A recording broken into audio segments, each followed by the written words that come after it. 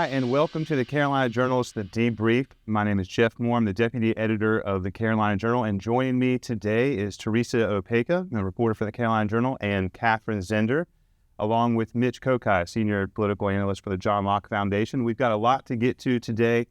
We've got a big story in the relief package passed to help with the disaster that is Hurricane Helene and its impacts in the mountains, as well as some court filings at the Supreme Court. Some legislative battles with former governors about appointment powers, as well as some court cases filed on a solar farm issue in Pender County that we'll talk about. And we've got some more fallout from Hurricane Helene. We've got an IVF shortage developing because a facility in North Carolina has been impacted, and we'll talk more about that. So we'll just jump right into the relief package. We've got a big deal. The lawmakers all came back to Raleigh this week. Everybody has Western North Carolina first and foremost in their mind. And we passed a relief package yesterday. Can you tell us more about what's in that, what it's going to touch on? Right. So the General Assembly came back for a one-day session yesterday, and they passed a $273 million relief package. So this money is going to be coming out of the rainy day reserve, or the savings reserve, which currently sits at $4.75 billion. So that's the balance before that $273 million comes out. There's a couple other things that this relief package does. It extends the state of emergency declaration to March 1st, and it establishes two new funds, the Hurricane Helene Disaster Recovery Fund and the Potential Tropical Cyclone Number 8 Fund. So all of the money for the $273 million is going to be going into those two funds, as well as any federal funding that might be passed later in this month will also be filtered through those funds. So $250 million of that $273 is going to be going to the Department of Public Safety to match state and federal grants, as well as manage cash flow while awaiting federal reimbursement. $16 million is going to the Department of Public Instruction to replace lost compensation for school nutrition employees, $2 million to the Office of State Budget and Management, and $5 million to the State Board of Elections for election-related modifications. So another thing that this bill does is it makes some election modifications for the counties that have been impacted by the hurricane. Earlier this week, the State Board of Elections passed a resolution. This package extends that resolution to all 25 impacted counties. So it includes flexibility for appointing election judges, poll workers. State employees can take leave to work the polls without taking leave from their jobs. Election official training can be modified to accommodate new recruits. Bipartisan majority vote of election boards can modify voting plans, including times, locations, and hours of operation. It also impacts absentee ballots, which can be returned to any county board of election, early voting site, or voting place up until 7:30 p.m. on the day of election. Absentee ballots can also be requested up until 5 p.m. the day before the election. So it really extends some of these timelines to give people more flexibility in impacted counties. All of these things are only applying to the 25 counties that have been impacted and not to the state as a whole. Yeah, so a lot of focus has been on what the impact on the election in November is going to be, because a lot of the infrastructure was affected in Western North Carolina by the flooding. So the State Board of Elections previously made some adjustments to this. Does this expand upon that? What's the difference here with the allowances that the State Board of Elections gave? I think it was just about a dozen counties or so they gave some modifications to. And this, you said 25 counties? Right. Right. So the original resolution affected 13 counties.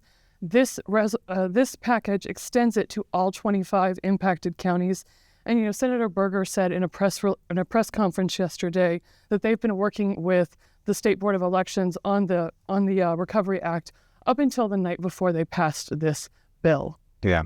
And so with the $250 million going directly into this disaster funding, did they mention anything about coming back? Is there an adjournment resolution that's extended, or is this the one and only relief package that's going to happen, or do you think they're going to come back and do more? Right. So they are going to do more funding. They are set to come back on October 24th after amending the adjournment resolution to allow them to come back on October 24th. So they do expect to pass a second round of disaster relief funding later in the month. Yeah. And so when we often have issues that it's hard to get a lot of bipartisan support on, and sometimes they've got issues with actually getting members into Raleigh to have another session. But with this and something of this magnitude, I imagine that the call for service was loud, and so you had a lot of people show up. What do you think of the the rapidity with which they passed this act and what may come in the future. I think it's impressive they were able to get something together at this point because it hasn't been all that long since the storm happened. And one of the questions at the news conference that made me shake my head was someone saying, well, some people are going to say this isn't enough. And it was nice of Phil Berger and Tim Moore not to, grimace or anything, because they all knew this isn't enough. It's the first step. They basically said, this is freeing up money for cash flow. This is what we know at this point that we need to do, but a lot more is going to need to be done, probably at that session on October 24th, probably at the sessions that are coming up in November and December, and probably well into the 2025 session and maybe even beyond. This is going to be something that lasts for a long time. A couple other things that really struck me from this were, one, this is one of those rare occasions when a state government agency asks the General Assembly for money, and the General Assembly gives them more than twice as much as what they asked for because the Elections Board had asked for a couple $1 million to implement some of the things that were spelled out in its plan. But as Senator Berger mentioned and Katie mentioned, referenced in her discussion of this, they looked at it and said, look, there are the 25 counties that are in this federal disaster declaration. Let's extend all of these rules and all of the new flexibility to all 25 counties, not just the ones in the initial resolution. So they gave them $5 million instead of $2 million. And I think also in spelling out some of these rules that were mentioned, like where you can return a ballot, your deadline for doing that, they were also kind of cutting off the State Board of Elections making decisions on its own about extending the ballots beyond Election Day. Which has been an issue in past elections with the State Board taking some actions that lawmakers thought may constitute a law change. Exactly. So I think they kind of nipped that in the bud with this law. And they said, well, look, we're going to extend it more. We're going to give you more money than you asked for, but we're also going to spell out these details of what's going to happen. And it will be very interesting to see what gets done in the weeks and months ahead. At this point, we don't even have any real inkling of what all is going to need to be spent, how much of it's going to be covered by the federal government, how much by private insurance. And then you kind of could tell, all right, what does the state have to come in and counter to deal with all the rest of what's out there? So the fact that they've spelled out, here's some money, we're going to stick it in the fund, we're going to give the executive branches some flexibility in how they use that money, that's probably all they can do at this point. And then they really will have to come back later and fill in a lot of the blanks. Yeah, because we're still going to be hearing a lot more about what the damages truly are from just government facilities and schools especially. There's a lot of funding for the schools in this. But speaking of flexibility, there were saving reserves to be tapped. And so, Teresa, can you talk to us about the advent of having this $4.75 billion in a savings reserve? It's something that 10 years ago, if we have a hurricane like this, an impact like this, we don't have. But that's the situation that's improved over the past few years. Yeah, so the legislators made sure that they had that package in place. And I think Katie and Brianna really did touch on the story. Yeah. Yeah. Yeah, I wrote a piece on it earlier this week. So there's a state disaster recovery relief fund, I believe is what it's called, and it currently has $733 million, and that can be also tapped for hurricane relief efforts as well. Yeah, so that really speaks to some fiscal flexibility when you have things like that. And the rainy day fund aptly named for this situation, and going back to Hurricane Matthew and Hurricane Florence and the storms that have affected North Carolina in big ways. But it hasn't just been efforts to help all the people in North Carolina. Teresa, you had a story earlier about some of the correlated efforts to help animals in Western North Carolina that were in trouble, the pets and farm animals and the like. And there's a lot of destruction across the area, a lot of agricultural and kind of farming communities that have a lot of animals, and then, of course, family pets too. So what'd you learn there? Sure. So as you mentioned, we're trying to help people out as much as possible. There's also animals that also need help. The Bissell Pet Foundation had a search and rescue team they established a few years back that goes in and helps in these types of situations. I did speak to someone from the foundation last week where they are helping transport pets from mainly the different animal shelters like Asheville, Humane Society, to other shelters maybe up as far as Binghamton, New York, Broome County. has an animal shelter. In return, what the nice thing is, what those shelters are doing is they're filling planes back with food for all the different shelters in North Carolina. So they're helping, and not only pets, they're also helping people who've got horses, or a lot of people, or, farm animals. People didn't want to leave those animals behind, so they stayed with them. So they're helping rescue them. But in return, getting those animals out of the shelter, they are making room for people maybe who have pets whose shelters don't allow them to keep them at the shelters. So it's a very valiant effort. Now they're down in Florida. Well, obviously with Hurricane Milton, we'll be helping out with that too. So yeah, you could check out the story that was done last week. It's just, that's a big undertaking too. So get props to them for helping the situation. Yeah, a high portion of the videos I've seen of some of the rescue efforts in Western North Carolina have been of good neighbors and owners looking to get animals out of the way. Yep. Of some of these floodwaters. So switching gears just a little bit, we've got some court filings that are of interest in North Carolina. We've got a Supreme Court filing about free speech at Winston-Salem State University, and along with some other ones. Can you tell us about those, Mitch? Sure, I'll try to do them very briefly because Helene is really the main focus, but there is other news that goes on. Our state Supreme Court is dealing with the case of a fired Winston-Salem State University professor, and the firing happened back in 2019. And it came after a couple of incidents, including one in which he sent a racially charged note to one of his colleagues and got in some trouble for that. But the lawsuit is basically challenging the process that Winston-Salem State and the University of North Carolina system used to fire this guy. He's a tenured professor. They have some protections.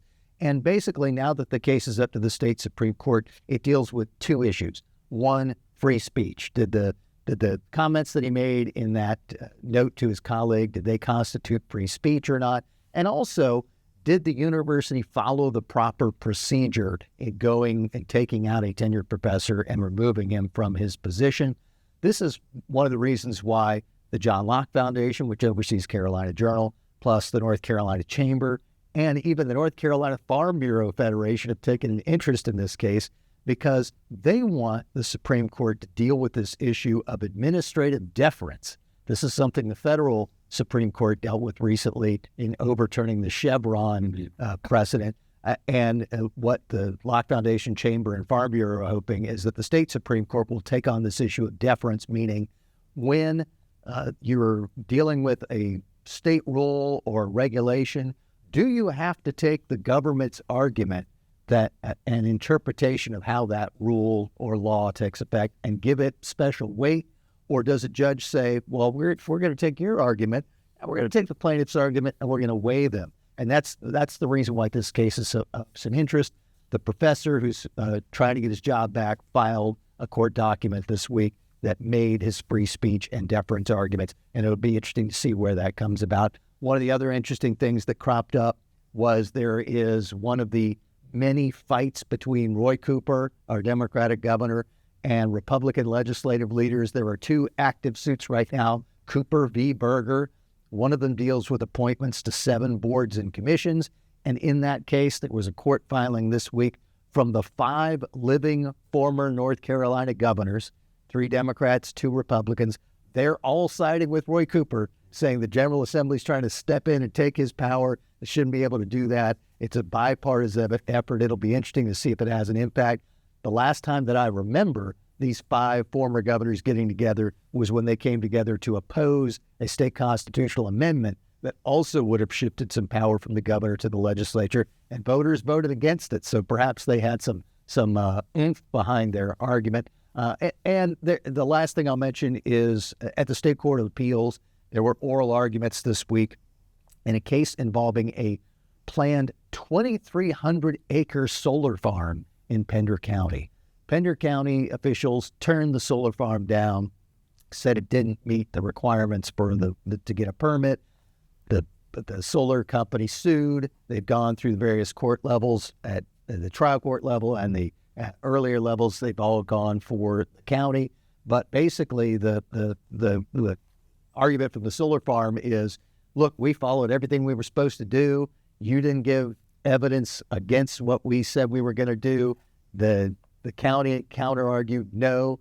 All of the neighbors who said this isn't going to fit, this land floods, and it's just going to get worse, that is competent evidence that goes against your plan. So it'll be interesting to see what happens at the appeals court. So even though we're dealing with Helene, which is the most important thing right now, lots of other stuff percolating in the background. Yeah, the lawsuits don't stop, and the legal system, the court system, It'd be nice if they did. continues to roll on. Yeah, if you could just press pause on those, that would be nice. But as you said, returning to some of the focus on Helene and the response there, we've got some welcome developments as far as added housing or at least facilities to help some of the displaced victims of Hurricane Helene. The Greensboro ICF facility is a former American Hebrew Academy, Right. I believe. It was originally kind of retained by the federal government to house illegal immigrant minors. That never quite happened over the past several months. There were some delays, and now there's going to be a different use. It looks like there's some bipartisan efforts to get this facility opened up for Helene victims. What can you tell us about that? Yeah, so FEMA did announce yesterday that they're going to be close to signing an agreement with the Department of Health and Human Services to take over the building in Greensboro to possibly house some victims from Hurricane Helene and also maybe use it as a staging area as well. They haven't confirmed that, but that's the plan, more or less. That's what they're planning to do. And last week on X, formerly Twitter, former Congressman Mark Walker seemed to have gotten the ball rolling. Katie also wrote that story in the beginning last week that he said, hey, it's sitting empty. Why not use that center? So along with him and Congressman Richard Hudson, along with U.S. Senator Tom Tillis, the whole Republican congressional delegation sent a letter to Department of Health and Human Services and FEMA saying, hey, why don't you open this? It's in great need. People are in such great need right now. Yeah. Kathy Manning, who's also a representative in that area, in the Greensboro area, agreed. So that would be a great, and then they were working on it late last week. So it seems like everything is coming together. And that, like I said, FEMA made that announcement yesterday, and it's hopefully, they'll get that open sooner and later. But you're right. It's been sitting dormant now for so long. They originally planned to open it last year.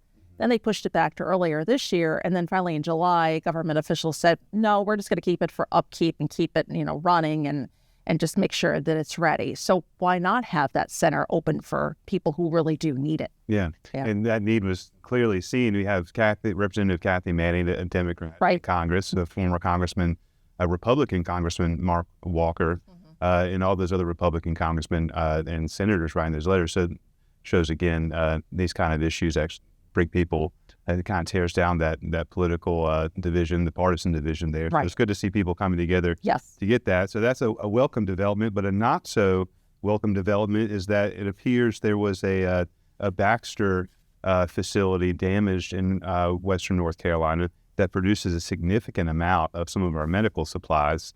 What can you tell us about that? Sure. So that's located in Marion and McDowell County. They were hard hit from Hurricane Helene. They had some storm surge and some flooding, so that closed them. They produce about 60% of the nation's supply of IV solutions and other like diabetic dialysis products. So they were hard hit. In fact, that Marion facility is their largest manufacturing facility. They employ over 2,500 workers. And they want to be sure their workers were okay first and foremost, but obviously now they're out of a job as well. But what they said now is they're trying to ramp up some production in other areas. They're global, so they've got places all across the world who can actually help and step in for this. In the meantime, they are trying to supply the hardest hit, or what would be the hardest hit areas like children's hospitals, and making sure they get 100% of allocations for this. But hospitals across the country now, they are, they're keeping a close eye. In fact, I got a statement this morning from UNC Health who said they are keeping an eye on this, and they're employing conservation efforts, seeking alternative products. They're working to ensure urgent patient care isn't affected, and like their hospital system as well as others across the country, they're postponing anything elective right now at this point. There was also at one hospital, Mass General, they were using Gatorade right now as an alternative solution. I mean, they were kind of looking to... So if you're dehydrated, just walk Gatorade instead of... Electrolytes and all of that. They were looking to do that. But American Hospital Association wanted a disaster declared, or to that point, they wanted to public health emergency. They wanted that declared. And also North Carolina Congressman Greg Murphy agreed with that situation. Biden-Harris and his... Doctor. And he's a doctor, so, right. right? So Biden-Harris administration hasn't done that yet. A lot of people have been critical of why not doing that, because this has been a very bad situation, another offset of Helene and what happened. So yeah, they're trying to work on this, taking some conservation efforts, and unfortunately having to resort to using Gatorade in some respects. Yeah, I read in your piece that 60% of the nation's supply of IV solution bags is produced in this facility. So that's a huge impact, and it comes on the heels of us talking about a spruce pine business, the quartz mines that actually much of the semiconductor technology industry relies upon to create some of the technology that we use every single day. So with all these bottlenecks that pop up, Katie, what does it tell us about our economy and the kind of policies we might need to facilitate that we don't have kind of such reliance on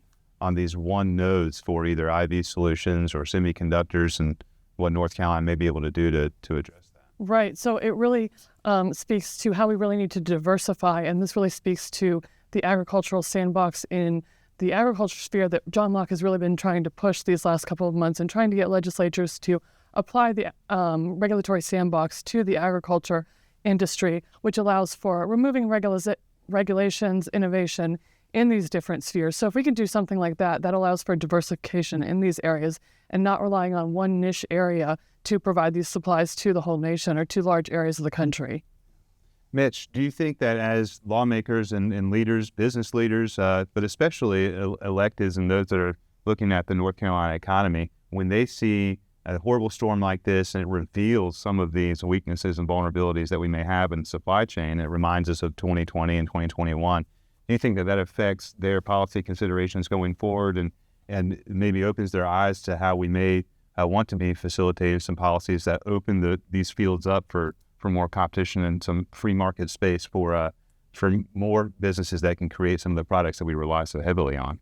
Yeah, I think there certainly will be an impact in a number of ways. Part of that is seeing, how does the infrastructure work out there? Are there ways that we can make things better so that you don't have a storm like this put everyone basically out of business for potentially months on end? That's one of the things. I think one of the other things that we saw this, for those of us who watched that news conference yesterday, you saw that people in Western North Carolina said, oh, we finally now realize what you Eastern North Carolinians have been dealing with year after year for years, that when you have a major storm come through, things shut down and just don't get done. And that was the first time that they had recalled dealing with that. And I'm guessing that's the type of thing that people are going to want to try to avoid in the future. We'll try to come up with ways of dealing with technology, the communications infrastructure, making sure that DOT can get out and put in the temporary roads as soon as they can.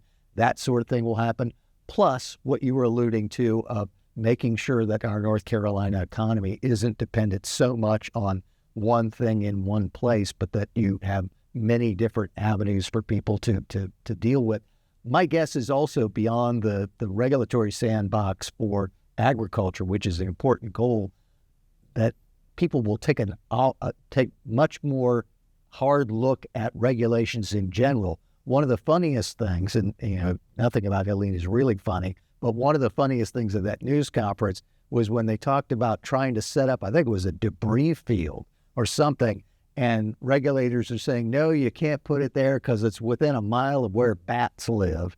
And Tim Moore was saying, wait a minute, it doesn't seem to be the priority right now. And my guess is that as these things come to light, there will be a look at some of these regulations to say, which of these are really needed for health and safety, and they're important, and which of these things have just kind of grown like kudzu over the years, and maybe we can cut them out. And the long-term positive impact would be if you don't have these regulatory barriers that you don't need, that aren't actually promoting health and safety, that in the future, as our economy gets back ramped up, that there will be a lot more entrepreneurship and development of businesses that aren't being shackled by things from the government that don't need to be. Yeah, they may be more resilient if they're actually able to do that. It's an important point because when we see these, even before the disasters come, there's usually regulations suspended, especially if it's during harvest time, which we often get these storms coming in September and into October, and this is in the harvest time. and they suspend regulations in the agricultural industry for moving that harvest product around. And now you see after they're having to look at permit requirements for burning debris and stuff like that, and it's just outside the homes. And so it really makes you wonder how many of these things are necessary, and maybe they won't all come back in full force, although take another look at adjusting some of these things to make things like this easier. And then coordination, I think, too, as you mentioned, as far as the response, that may be one of the policies they take a hard look at as far as emergency disaster response coordination, because there's been this big narrative in the modern age we live in with the internet and all the social media platforms and all the rumors and conjecture about different things, and communication and tight coordination seems to be the one thing that could actually smear some of those rumors and lay it to rest. So that's an important thing. We actually now one thing that did come up also during that big news conference that I think is important for us to note is when a disaster like this strikes, the first thing that happens is that the people on the ground are going to rally together and try to do something, and that should happen. I mean, that's an important thing to do for people banding together who are there trying to do what they can. That doesn't mean the government doesn't do anything, but you don't just sit back and say, okay, government, take care of me. You people will start taking care of themselves, and then the government will step in. Government agencies of various types will step in to do what they can. But the resilience of the mountain people, which we heard several times in recent weeks, that is important. And the fact that people are willing to do stuff on their own to help their neighbors is important. The fact that people in our part of the state will contribute money and goods to folks in that part of the state is important. It needs to go on. We shouldn't just say, oh, the government botched this. Well, maybe they did botch some of the efforts, but government's not going to be the quickest reaction. The quickest reaction is going to come from the people there who are helping their own neighbors, their own family members, their own people who live down the road or in the next community over. Yeah, it's really seen some cross narratives here with the sentiment of we need FEMA, we need the federal government, where are they? And also, we don't need FEMA, we are resilient, we've got this on its own, the locals and the volunteers. Navigating all of that has been tough over the past couple of weeks as everyone looks for some solid information. So we're hoping to provide you with as much solid information as we can. And to that end, our editor-in-chief, Donna King, usually hosting this show, is actually on a Chinook helicopter today with the North Carolina National Guard, delivering supplies and generators from one area to another in western North Carolina, and getting a good look at everything that's going on there, what those disaster relief efforts are on the ground, what the damage looks like, and we'll be looking to bring you the latest on that as soon as we can. So please check CarolinaJournal.com for stories on that and more as we progress through this hurricane season, and see if there's any more in store for us as Milton makes its way out to sea after hitting Florida.